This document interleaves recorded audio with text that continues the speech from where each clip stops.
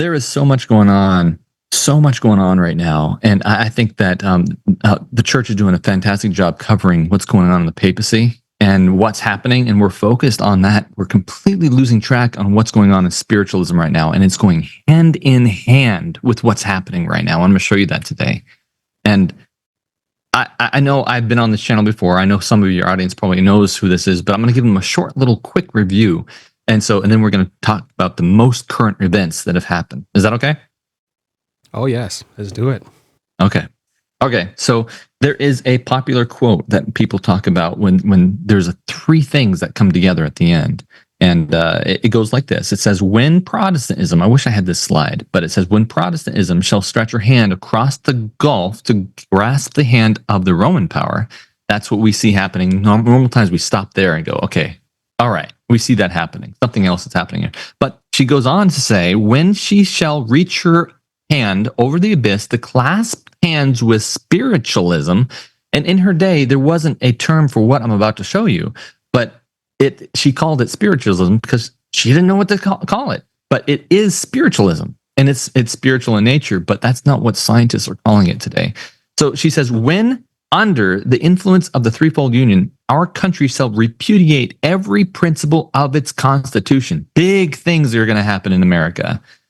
Under this influence of this threefold union, our country shall repudiate every principle of its constitution as a Protestant and Republican government, and shall make provision for the propagation of papal falsehoods and delusions.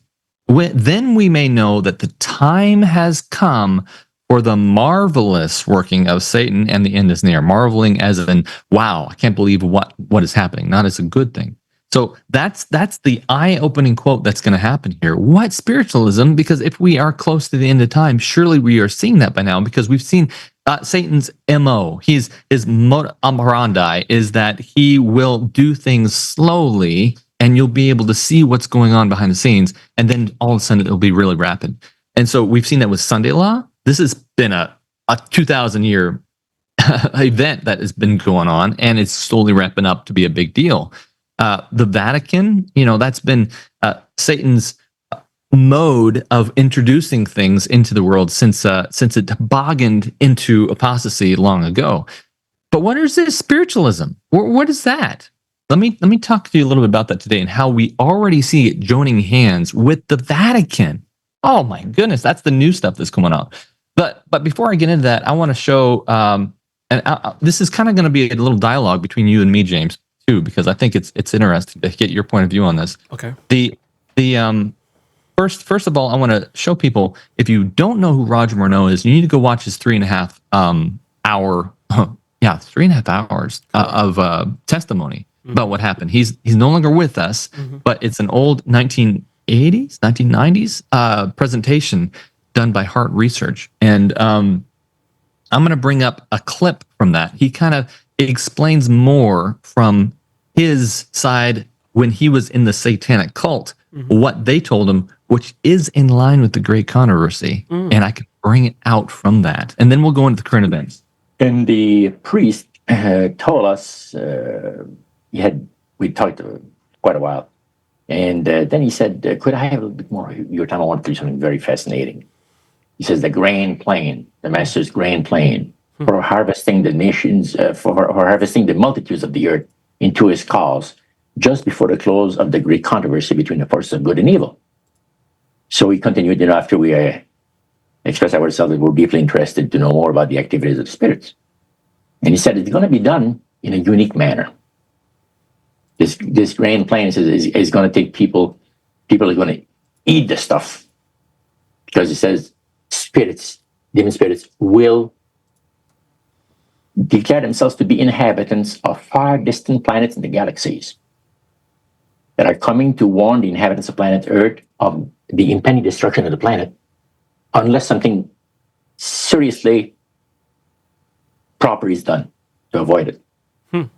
Okay, I'm going to bring it back there. He goes on and explains a little bit more, but it's relevant. But I want to keep the flow going real quick. And this is very interesting, because You think, where in the great controversy is this? Mhm. It's right there in front of our eyes. It's been Yes. there the whole time. And I'm going to read some stuff. Again, I don't have these slides in front of me. I wish I did, but Okay. I'm going through a changeover in where I'm actually doing this broadcasting from Okay. on my own channel and today. So I apologize, not everything's set up.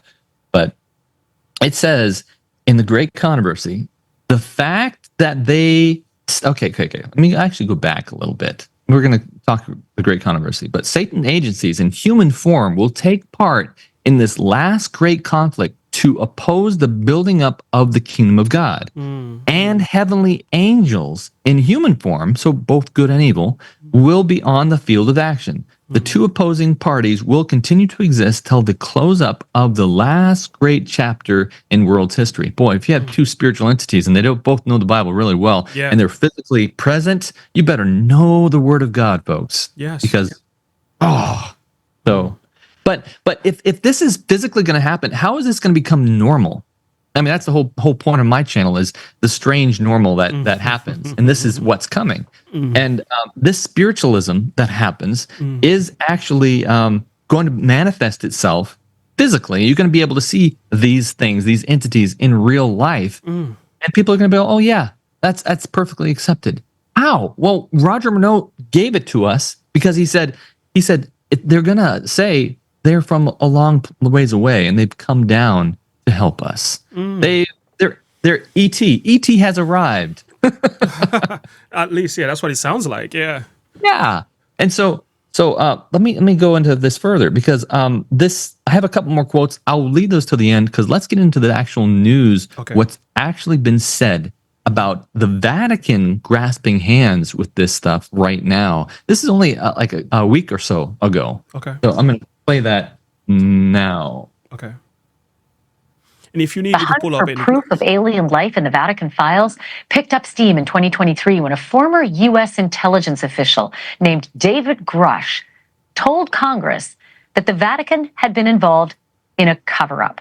Why would they keep everything a secret? Because if, their followers, their congregants, they're beyond Catholics, if people start to realize that it's not an Adam and Eve story and it's not just Earth and there's a lot more to it, there goes religion. There goes religion. Oh.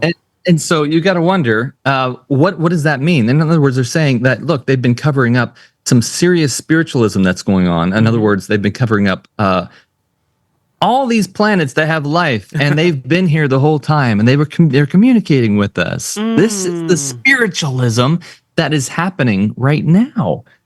And let me pull up my notes here to make sure I'm online here. But what do you think about that? I think we are primed, but we've been primed over the years. Looking at what Hollywood has been doing and the kind of movies we've been watching, the world do really believe there are entities out there, right? UFOs, what is it?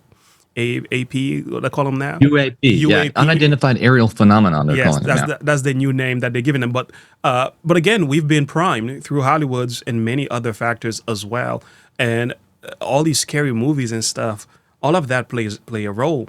But also, if you noticed, I had a lady on my channel. Her name is Joanna. She was going through the UN, and she was showing the level of spiritual connection that there is with the UN. So here is a political, supposedly, system that is meant to bring world peace and to address world issues, has a direct connection to spiritualist, and has been promoting some of that also.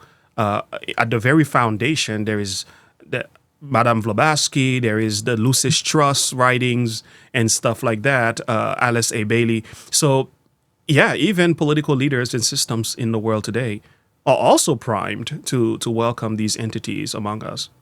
Yeah. And it says that the new Pope Leo, the one that's already pushing the idea of being the mediator between countries that are at war, and Trump is asking him to come over and do stuff for us. I mean, the hand that's clasping the United States right now has already been said to be very close with this spiritualism itself. I'm going to show you this next clip. Watch this. Go ahead. It turns out Pope Leo XIV has a spiritual connection to the Vatican's long history of astronomical research and a personal connection to a land where mysterious phenomena aren't confined to the heavens. They are literally carved into the ground. A lot has been made already about why the successor of Peter and the immediate successor of Francis took the name Leo. The last Pope Leo ruled for 25 years at the end of the 19th century. He's known as the social justice pope, using the ultimate pulpit to speak up for workers' rights and economic fairness. In fact, the Vatican has now confirmed the new pope picked his new name for that very reason. But you know what else Pope Leo XIII did? He established the Vatican Observatory, cementing the church's long-standing fascination with the heavens. Not just heaven either. Even now, the Vatican operates a state-of-the-art telescope system on the outskirts of Rome and Mount Graham in Arizona. Vatican astronomers collaborate with astronomers in leading institutions worldwide. Their findings, their methods, and their research, like all Vatican records, are preserved for the ages, you guessed it, in the Vatican archives. And they could help answer an ancient debate. Whether centuries-old sightings of angels and other heavenly beings were actually extraterrestrials, non-human visitors from somewhere else in the universe, you know, like the Tic Tacs that we've been seeing lately. Oh, we're so primed, aren't we? We are.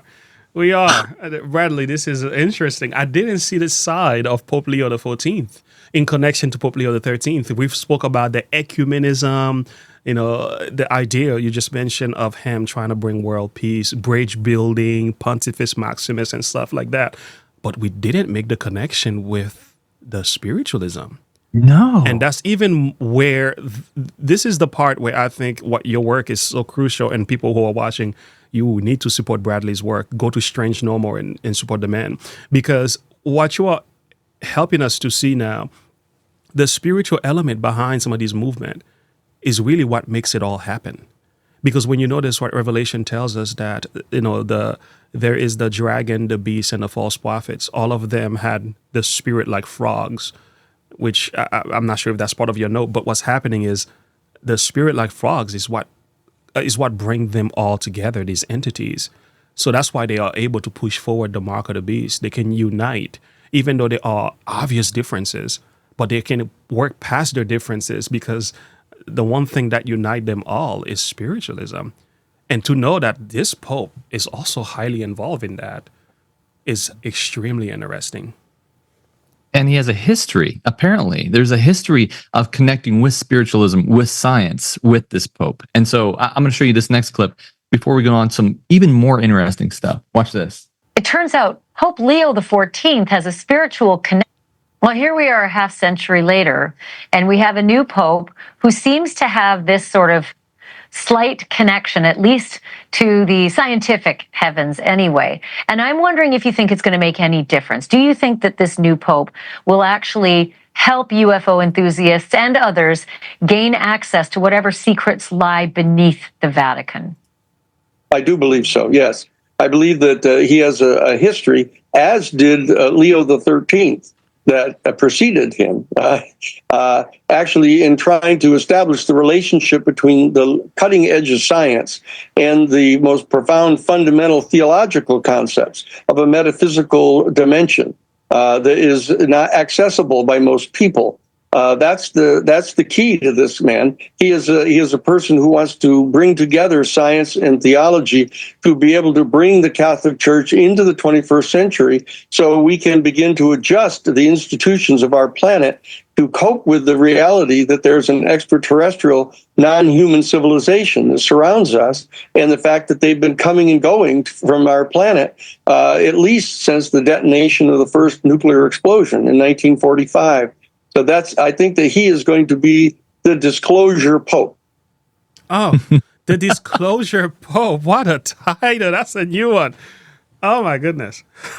Man, wow. But what really is amazing to me, even that, is what they think this will do to religion. Oh. the guy that's talking, his name is Daniel Sheehan. He's a Harvard Jesuit lawyer, and he says, I'm in direct connection with this stuff. I'm helping people bring this out, and I'm connected with the Vatican on this. And by the way, the reason why this isn't out, and it hasn't been out now, is because the people that made the Bible are illiterate. and well, I'm getting ahead of the clip. Let me show you the clip real quick before we talk about it. Yeah, go ahead. Should the Vatican be concerned about any kinds of revelations or truth about aliens? Doesn't it contradict the teachings of the church if there are really aliens out there? Well, what it does is it's different than the earliest first and second century theology that was developed by the church at a point in time when 99.9% of all the people on the planet were completely illiterate and didn't travel more than 50 miles from the place where they were born. So that the formulation of these esoteric insights that the church has about the nature of human consciousness, our capabilities to engage in telepathic communication, the communion of the saints, if you will, life everlasting, which has to do with potential reincarnation. What? The ability to levitate, for example, like some in the Catholic monasteries are capable of doing, like Jesus walked on water, the ability to transmute matter from, for example, water into wine. These are capabilities that deal with the kind of deepest scientific secrets about the relationship of human consciousness and the subatomic nature of reality. Boy, those are a lot of big words, but I thought it would be good to stop there because he goes on and on and on. Yeah. Because I want to talk about a couple of these things. There was just too much in there to not say something. Yeah, you can understand why in the book of Timothy, we are told science, falsely so-called, is one of the elements that's going to be used in these last days. They're using science and education in connection to spiritualism. To me, that's a new one. I didn't know science was going to go that direction. I thought science would tend to stay away from the supernatural. That's what we were once told, but what we are not finding out, they are connected. They are working together. So it's like they're becoming more spiritual. They used to make fun of the religious aspect of things and miracles and so on, but now they are connected. That is very interesting also. It is. And I like the direction you're going with this. I didn't have this in my slides, but they call this, and they have termed this already, the flip. In other words, a lot of even Rice educated from the Rice University, educated scientists have gone through the normal process of understanding religion as well in their undergrad. But they said that when they started going through this process, they had an experience either with drugs like DMT or other things like that, or they had an experience with the life after death and their dead relatives appearing to them. They said all of a sudden they became more open to receive more than just what they only see, because science is based on scientific method, which is you have to observe it, you have to have some data on it. Correct. And so they say we don't have to have that anymore. We can have a belief in something and then allow that to control our thoughts. Isn't that what we call faith today? Yeah. But faith in the promises of God. It's interesting.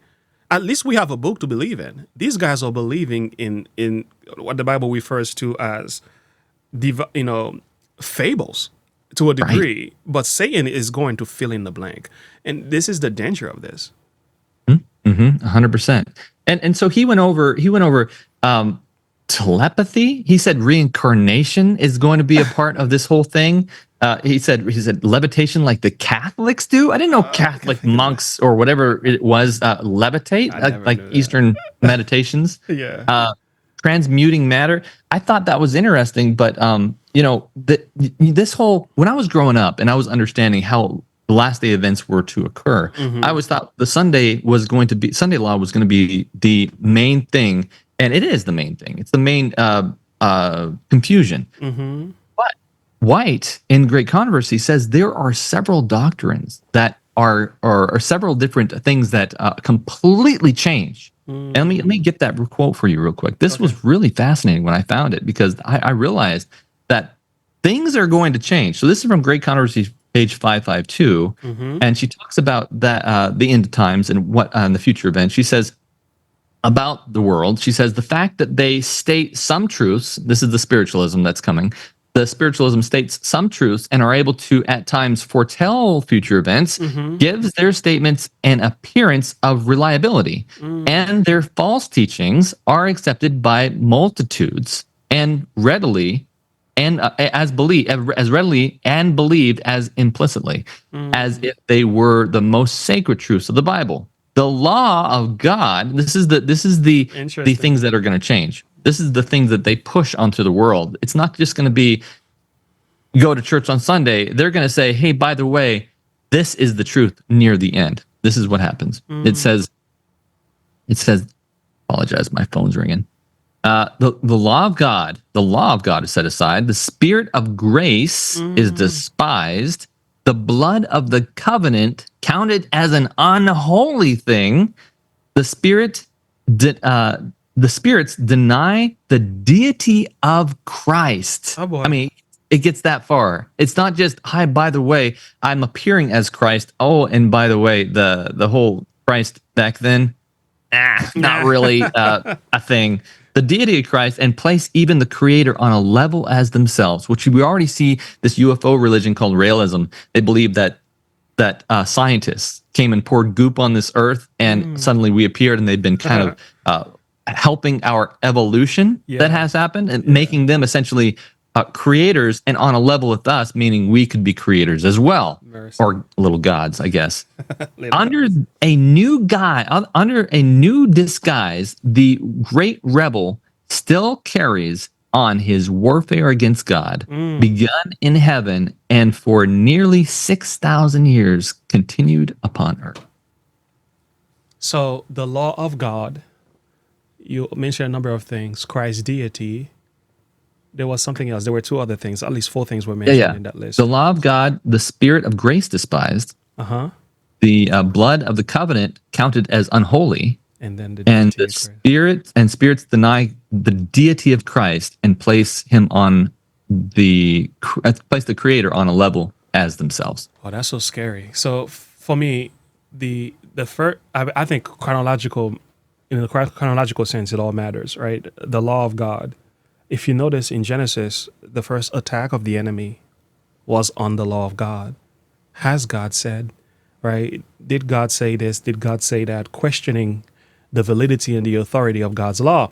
And you notice in all spiritual deceptions, there is this attack on the law of God. And we know the great controversy between Christ and Satan is over worship. And the law of God defines what true worship and false worship is. So this tells me then, when a religious body or religious people start rejecting God's law, saying it is nailed to the cross, it no longer applies to us today. Oh, we can keep 9 and reject number 4. Jesus is my rest. We are going down a very destructive road. Yeah. Because it opens the door for the rest of the deceptions that spiritualism brings along with it. Oh, yeah. If I'm understanding the quote correctly here. Yeah, 100%. And that's kind of where this is going. I mean, at the very end, they dislike Christ. They hate Christ. Yes. And it's very odd, though, because in the writings that I've read, they speak very highly of God the Father, but they really hate Christ.